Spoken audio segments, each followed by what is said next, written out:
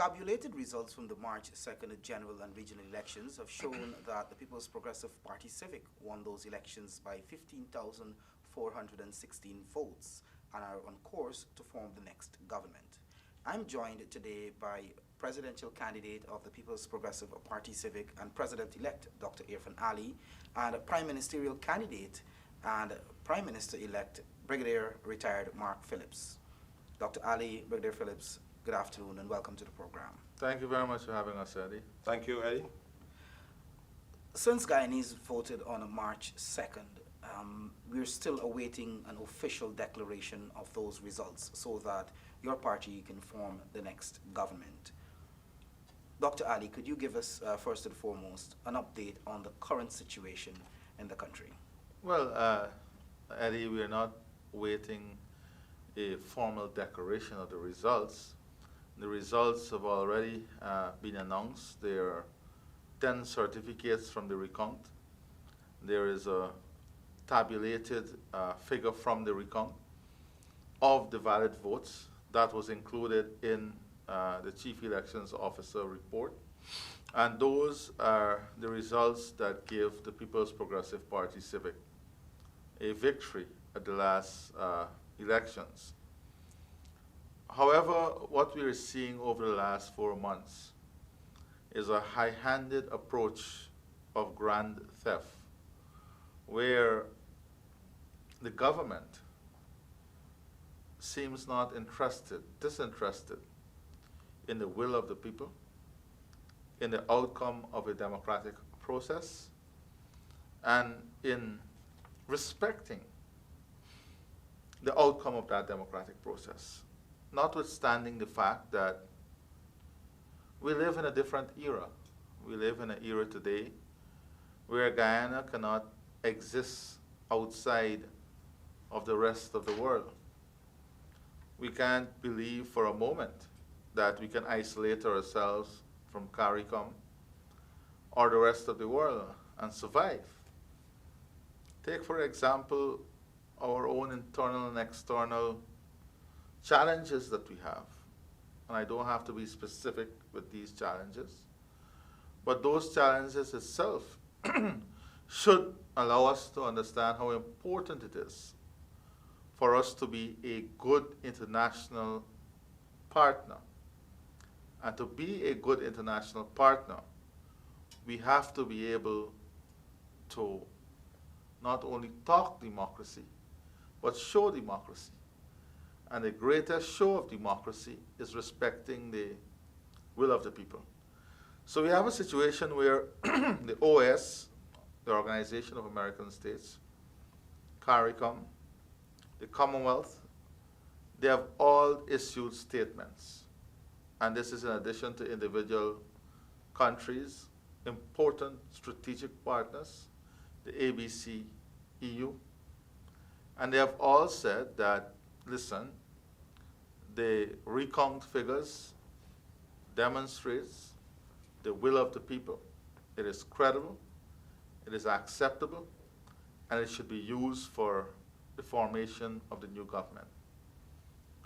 What we have seen since then is various steps to block the transition. But I want to say to you, Eddy, that nothing can block the transition into the new government. The will of the people cannot be wished away. These are not those days when you did not have the news outfit and you did not have the international presence that allowed you to wish away and wash away the will of the people. It will not happen. The will of the people at the end of the day will win, and the government that they elected to serve all the people of our country, to serve all Guyanese, will have to take office and ensure that we work, because it is the PP civic government that will take office. Of course, we have already said that it will be a government of great inclusion, and it is this government that will have the task of building the future for all Guyanese, with all Guyanese, by all Guyanese, here and in diaspora, and of course, with partnership from CARICOM and our ABC EU partners. So the narrative that some in government seems to want to spread cannot win at the end of the day. It is a narrative of division, it's a narrative of hate, it's a narrative of separation, it's a narrative that seeks to undermine democracy. It's a narrow narrative that is filled with fraud and lies and misrepresentation.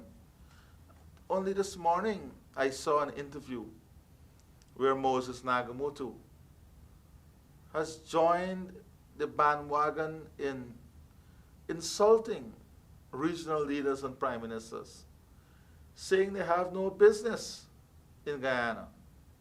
Then why are we part of CARICOM? Why did we invite them? Why is the CARICOM head office here? Why? And he went on further to say, to make an accusation that one of the prime minister had a horse in the race. This is a level to which persons who perceive themselves to be leaders are willing to go to destroy the credibility of our country. This guy further went on to say that the diplomatic community, the international organizations, the OAS, the Commonwealth, CARICOM, that they have all expressed bias by speaking out and speaking the truth. And they're all aligned to the PPP in some way because they spoke the truth. So this is the current situation that we are in that is damaging to the credibility of our country. I think to a large extent, it is embarrassing to those leaders who are carrying this narrative. Some people would say they don't have the ability to be embarrassed. But as leaders, you have to know that in elections, there will be a government and an opposition. In 2015, when we sat down after the elections, although we had an election petition filed, the leadership did an internal review of ourselves. We did a review of our performance, and then we outlined a clear strategy as to where we had areas of weaknesses, where were the areas of strength, and what we had to do to ensure we gain the confidence of even more Guyanese. And the 2020 result is the test as to the way we operated. But what we are seeing is that level of irresponsibility from leaders in, not from a small cabal, a small collection of power-hungry and thirsty individuals who can never say, they can never say that they have the interests of Guyana at heart, because they're damaging our credibility and our image every day. So I will stop there. I know Brigadier Mark Phillips would want to add to what I said. Your thoughts? Well, thank you, Your Excellency. Thank you, Ed. You know, I'd like to repeat this. I said this before. Guyana pursue its national interests through the fostering of relationships with regional organizations, with hemisphere organizations, and with international organizations. The Caribbean community, CARICOM, not only because the Secretariat is located in Guyana, but Guyana has been one of the founding members of CARICOM. Guyana signed on to the Civil Society Charter of CARICOM. Guyana, being a member of the OAS, and the Commonwealth of Nations has also signed similar civil society charters with those two organizations. So we are obligated to the upholding of the rule of law. We are obligated to respecting human rights. We are obligated to respecting the whole democratic tradition that is promoted by these organizations. You know, just about a week ago, at the townhouse meeting, former Foreign Minister of Guyana, Mr. Carl Greenidge, mentioned that diplomacy is the first line of defense for Guyana.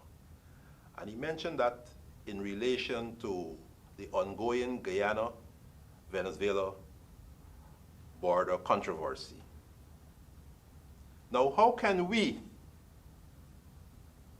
have CARICOM, the OAS, the Commonwealth of Nations supporting Guyana in its time of need when we are threatened by Venezuela? But then, in another instance where there's a political impasse and democracy is threatening Guyana, we wish to ignore and criticize the leadership of these organizations. As a people, how can we do that? If we are a player, when it comes to our interests of sovereignty, we have to remain as a player, an integral part of these organizations when it comes to our interests of maintaining the rule of law and decency among nations in the world. Dr. Ali, both you and Brigadier Phillips would have spoken about the destruction, if you want to call it, of relationship by the coalition with not just regional bodies and regional governments, but also international bodies, the ABCE countries. These could have severe impacts on Guyana as a nation, because we've seen what happened in Venezuela, where because of an attempt to derail democracy, that country is facing severe sanctions from major players in the world.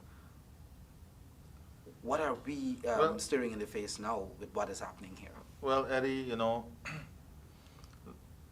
even without going to sanctions, when your country is threatened by sanctions, it has severe implications for your country's credibility in terms of the way investors look at your country, in terms of the way financial institutions look at your country, international financial institutions, and also those with commercial interests, the way in which bodies that are responsible for the rule of law, issues of money laundering, you are looked at in a totally different light just by the threat of sanctions. Because, and especially when that threat is one relating to the rule of law, democracy, and good governance. That is the hallmark of every nation. That is the core of every nation. And when these are the things that are threatened, giving rise to threat of sanctions, then your country is viewed at totally differently, especially at a time when we will have sophisticated investors coming in here. At a time when we will have revenue stream from the oil and gas sector. At a time when we are going to have to deal with a pandemic that would have that would create a tremendous damage on our financial and economic system. At a time when we'll have to mobilize financing from international institutions. If this little grouping believe that they can, or this country can live through sanctions, they're crazy. They are crazy. Every single citizen would be affected. Every single business will be affected. Every aspect of our lives will be affected. And let me be clear with you. Individual sanctions, collective sanctions, sanctions to the country. It is not only about traveling restrictions. It has also to do with addressing those who are complicit in thwarting democracy, those who are complicit in denying the people what they voted for, those who are complicit in ignoring all international organizations' warning and reports. They will be dealt with individually and collectively. But the country too will be dealt with. Financial flows will not come from the international organizations. Our revenue from the oil and gas sector will be frozen. Foreign investment will dry up. These are the type of things that will cripple our country. And unfortunately, if this cabal continue in the way they're going, then collectively as a nation, so the implications are grave, we will have to understand that sanctions would have to be there to bring those who are oppressing our country, to bring the oppressors of democracy, good governance, and the rule of law to their knees and make them answerable so that our country can be returned on a democratic pathway. That is why, Eddy, it is so important that all our voices, every Guyanese, must add their voice in ensuring the right thing is done. And we are confident that good sense will prevail. You see, we have a challenge of ensuring the propaganda and the narrative that has been used to create division is uprooted from this country. We have to uproot that narrative. We have to uproot all and every effort to divide our people politically, socially, racially. We have to uproot it because it is only in a collective manner understanding who we are and what we stand for as Guyanese, the Guyanese identity, ensuring that we build systems, programs, and a development pathway that addresses the needs of everyone, that would remove that fear and destroy or uproot this narrative of division. But the foundation of getting there has to be one that is built on the rule of law, democracy, and respect for the will of the people. Brigadier, your thoughts on, because we've already seen threats, should we go down the road of some undemocratic rule, that there will be serious consequences for Guyana. Your thoughts, picking up where Dr. Ali would have left off. Well, as Dr. Ali mentioned, you have a situation of political instability. And if you have political instability, it will affect the economics, it can affect the whole social activities of the people within the country. And from a security standpoint, it will affect a lot of security cooperation agreements and defense-related agreements, and that we have with neighboring countries and with regional organizations. For example, the capacity building that our police force or defense force depend on through its relationship, for example, with the Southern Command of the United States government. That will have to be placed on hold because you're now a country where democracy is threatened, and many of those arrangements, many of those security arrangements will have to be placed on hold until we get our house in order. That is the reality.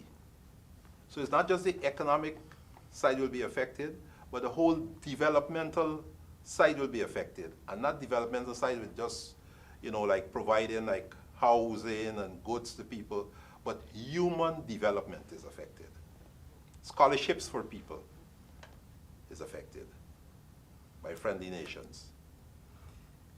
Clearly, Dr. Ali, what you outlined, both you and Brigadier Phillips, these are serious implications for Guyana as a country, Of course. a small country. But I'm sure there is some way where how all of these could be avoided quite easily. Well, Eddie, it's easy.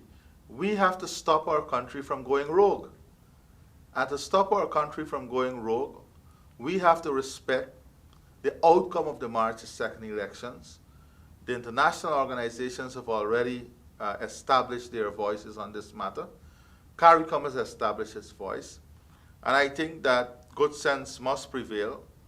And in keeping with the results of the recount, which shows clearly the People's Progressive Party Civic would have won these elections, that those results must be used and will be used for the declaration of the new government and the president, the swearing in of the new president, and then, of course, the important task of bringing our people together.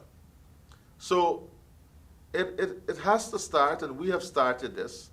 I have, in all my address and all my interviews, stressed this very important point, that we have to be able to bring all the players around the table.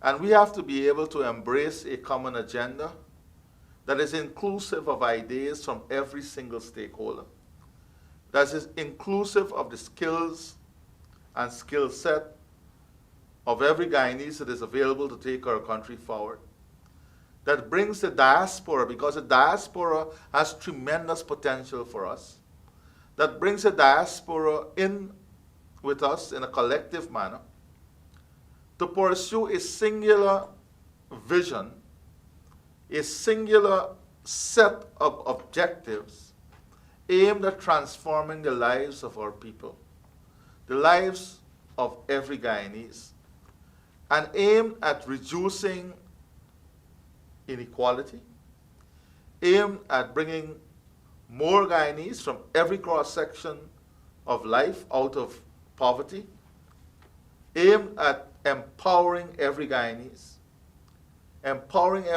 so they can fulfill their dreams and aspirations, investing in a social sector that can give the best possible primary health care with investment at a strategic level in specialized health care, ensuring that our educational system is invested in so that no child can be left behind from nursery to university, supporting our children in achieving their educational goals, whether it's by expanded scholarship program, building our human resource capacity now to meet the needs of the future, understanding what the gap is in terms of our human resource potential.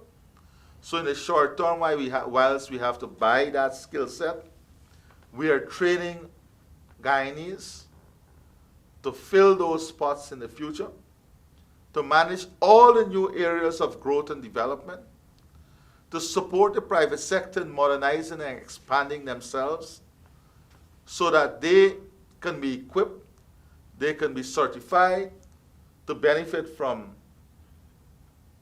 not only oil and gas sector, but the support has to be in the traditional sectors as well as in the new areas. Support for tourism, forestry, mining, agriculture, expanding agriculture, looking at the sugar industry, not only rebuilding that industry, but looking at areas of diversification that would increase profitability, that would enhance the skill set of the workforce. These are all important things that is in the manifesto that all of us as Guyanese can embrace.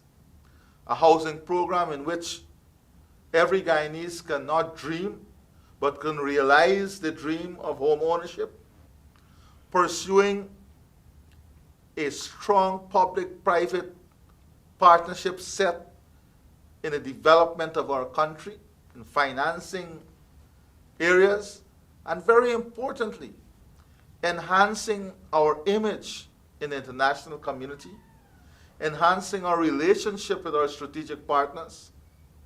We have to embrace in a greater way the ABCEU, the United States, Canada, UK, and the European Union. We have to work with them on improving our competitiveness, work with them in terms of accessing new markets, having technology transfer, opening up new areas of growth and development, training our people. So the task ahead is so important that the opportunities that it brings with it is enough to pull our people together, all Guyanese together. This is not the time for us to hate each other or dislike each other. This is a time for us to embrace the results of the election, embrace each other, embrace the future, and in a collective manner pursue the goals, pursue the benefits that the future can bring for every Guyanese. The longer we allow this disintegration caused by a few to continue, the longer we're delaying our ability and our collective efforts in pursuing what I would have just outlined in a very broad manner. Brigadier Phillips, I want to bring you in here because there seems to be a major concern among Guyanese with regards to safety and security. Crime seems to be increasing almost daily. Your background is in security. You've served the Guyana Defense Force for a number of years. Your thoughts on addressing this issue, which is a critical issue in terms of economic development of any country, safety and security?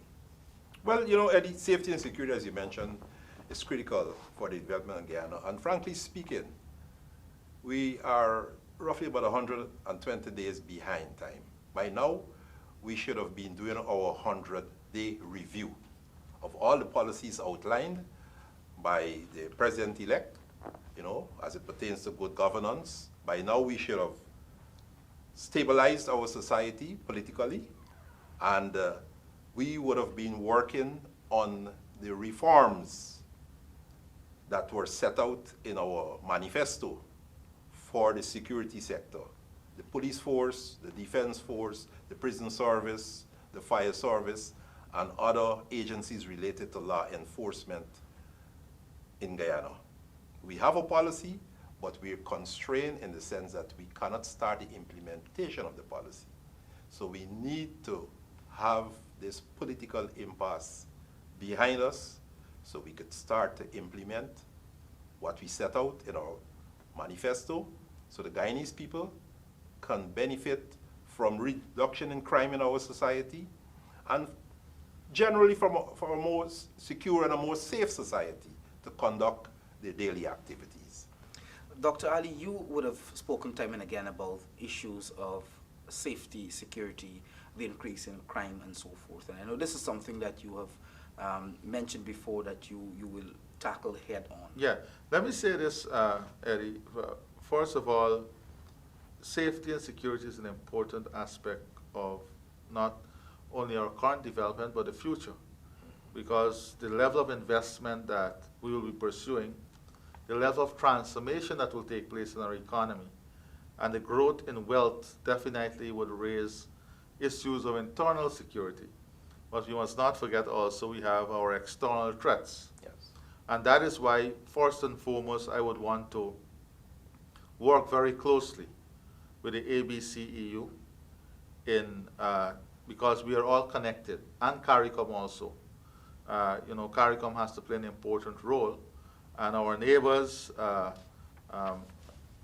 Brazil, for example, in ensuring that we build a national strategic security governance system that is reflective of both the internal and external threat, one in which we have the best transfer of technology and exchange of human resources with our international partners. The US, for example, is a very important and strategic partner for us, and we have to work with them on enhancing our own capability, on supporting our capabilities here, and working towards a common agenda in tackling white-collar crime, and tackling issues of drug trafficking, money laundering, and of course those external threats, and having a security system that is proactive and not reactive.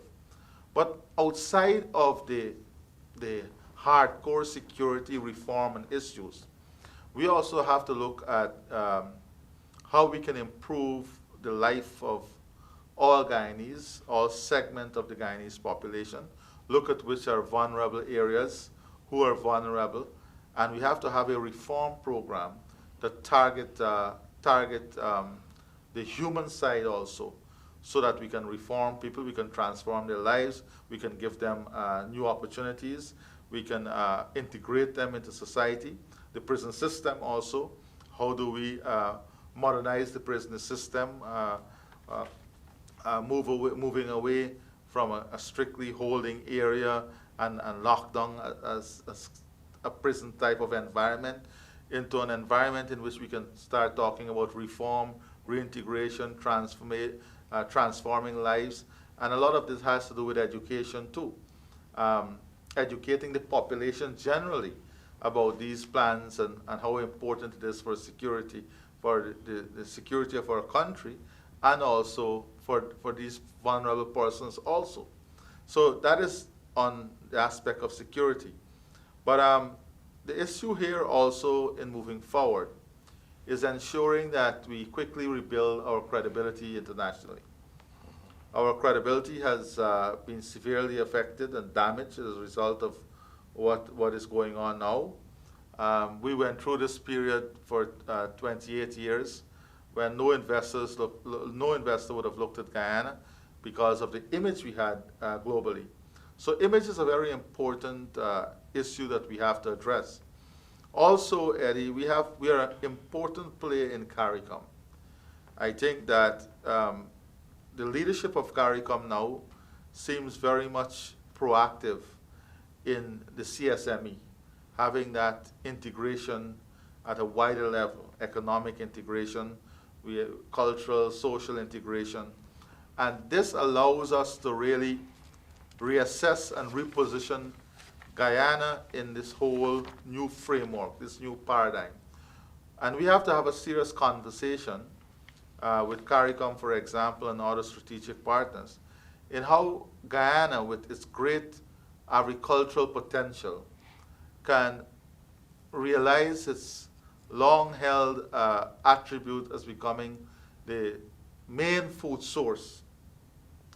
To do this, of course, requires a lot of capital investment.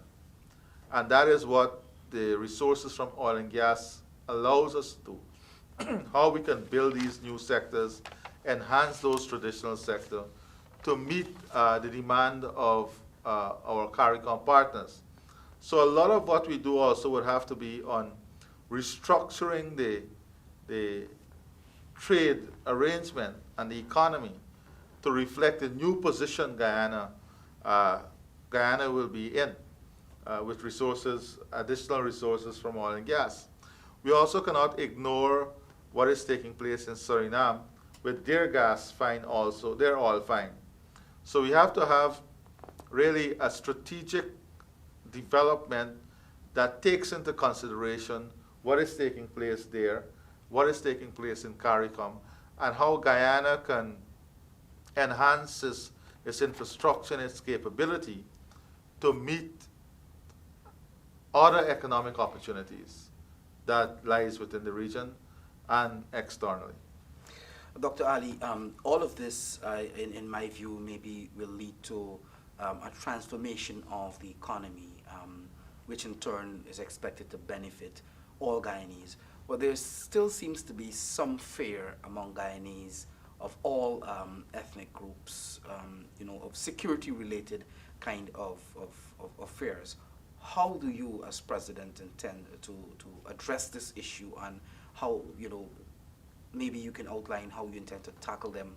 Well, Eddy, fear comes, a lot of the fear that exists today comes from the type of narrative that people are spilling out there. And I don't want to call persons who are doing this leaders, because they can never be classified as a leader. A leader is a transformational person. And if you go, and I've avoided mentioning their names because I don't think it's worth it.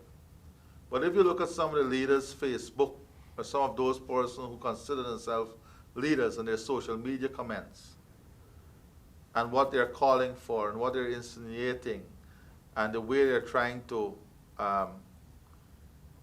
mislead people, it is astonishing. And that itself drives fear. And what they're doing is designed to drive that fear. What they're doing is designed to bring discomfort. It is designed to make you feel fearful. It is designed to threaten existence. So we can't succumb to that narrative. If we succumb to that narrative, then we are playing in their hands. We have to destroy that narrative. And you can only destroy that narrative by embracing an inclusionary collective vision for all Guyanese. And that is why you have to stick on a narrative that is positive, one that promotes Guyana and Guyanese, and one that promotes love and harmony. So they can't entrap you in the narrative, so that is the first thing. The second thing, of course, is the real threats and the real issues that exist on the ground that we spoke of earlier that must be addressed in security sector reform and so on. So I just wanted to add that. Another threat that we have now is the COVID pandemic. We have seen a totally disastrous response. And it has to be with the level of disorganization that exists at the level of government. We tried a lot to mobilize the civil society. We mobilized all political parties. We worked together. And we started the education aspect, educating the population about COVID-19. We started a national mask wearing drive, and we supported that by delivering hundreds of thousands of masks all across Guyana. We started the food drive, having hampers delivered to families. We then went into medical drive and medical outreaches for families who were basically locked in because many clinics were not operating and still not operating as per normal. So we had to have community visits. All of this we did. And we have called consistently on government to become actively involved, especially in helping the people and their immediate needs. So we have pushed heavily for the CDC to move quickly with the hamper program, the food distribution program. I've seen now that that program, with the support of resources from the US government, with the support of civil society resources raised from civil society, and of course, taxpayers' dollars, that is used now on this food drive. I'm hopeful that that food drive would reach every single community, and I encourage every Guyanese who are in need to ensure they're registered, to ensure they benefit from this. It is something that we have championed, and it's something that that would bring relief and help to Guyanese families. The situation is rough. We have been traveling all across the country. It is not easy on families. It is not easy on the private sector. It is not easy on businesses. It is not easy on employers or employees. It is a sad situation. And we have to be able to embrace and embark on a series of measures that would reignite and restart this economy and bring benefit to our people as quickly as possible. Brigadier Phillips, your thoughts here on both issues, the one to deal with the pandemic and how the government will respond to that, and also these fears on the ground among the populace. Well, Eddy, you know, with regards to the COVID-19, I'm convinced that the expertise to deal with COVID-19 exists in Guyana. They just need some restructuring and some redirection. The reality is that the present government is more preoccupied with the political side of remaining in office, and they're not focusing as they should on dealing with this pandemic. If we can have the transition as is required after the elections, if you can have the transition now, we are ready to go, we're raring to go, and we will restructure and redirect the resources, and the Guyanese people will see almost immediately a better approach to dealing with this pandemic. Dr. Ali, I'm going to give you the chance to wrap things up, and this has to do with there seems to be among the population, the patients are running thin with regards to where we are with the elections, and they expect their new government should have been in office already. What do you want to say to the Guyanese people? We have just maybe 2 minutes more to the Guyanese people as we wait the transition. Well, a lot of Guyanese brothers and sisters say to me, you know, you're very patient. And I said, you know, there is no price attached to democracy. There is no price attached to good governance. What I've learned from all of this is that with the level of international and national support that I have received and we have received, we have even a greater responsibility to govern in an equitable manner, to govern in a transparent manner, to govern in an accountable manner, not to disappoint the hundreds of thousands of Guyanese here in the diaspora and all those who are standing on the side of democracy. This is not the time to lose patience. This is not the time to, as I said, to distrust and to hate each other. This is a time when we have to be the best we can be for our country. This is a time when we have to stand up as strong as we can for our country. And we are not standing alone. We are not in this struggle alone. We are in this struggle with the support from the international community. We are in this with the support from regional leaders in CARICOM. We are in this, and we are on the right side of the issue. And you have to take comfort in the fact that you are on the right side of history, you're on the right side of the issue, and we are doing what is right for our country.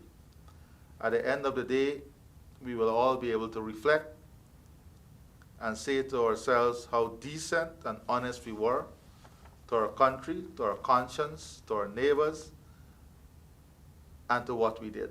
I saw today businessmen who celebrated in 2015. One in particular, I won't mention his name, who celebrated with the same number of valid votes almost. Today, trying to sell the propaganda and the narrative of the AP and UAFC. We all have a responsibility at the end of the day to be clear to our conscience. A lot of leaders call themselves religious, but you know, being religious is one thing. Being fearful of God is a different thing. Being true to your conscience and being able to sleep well at night, knowing that you're doing the decent thing and you're fighting the good fight, is totally different from those who are trying to illegally occupy office. So to all Guyanese, we are in this together. We have to rely on each other. We have to rally with each other. We have to look at each other in the eyes, in the face, and embrace each other. Embrace the future together and understand that there is no Guyana without all of us. There is no future without all of us. When this is all over, we have to come together. We have to build together. We have to reach together. We have to win together. We have to be the best we can be as Guyanese together. Thank you. Dr. Mohammed Irfaan Ali, the President-elect, I want to thank you very much for joining us this afternoon, and Brigadier Retired Mark Phillips, the Prime Minister-elect. Thank you very much, gentlemen, for joining us. And to our viewers, we want to say thanks for being part of this program.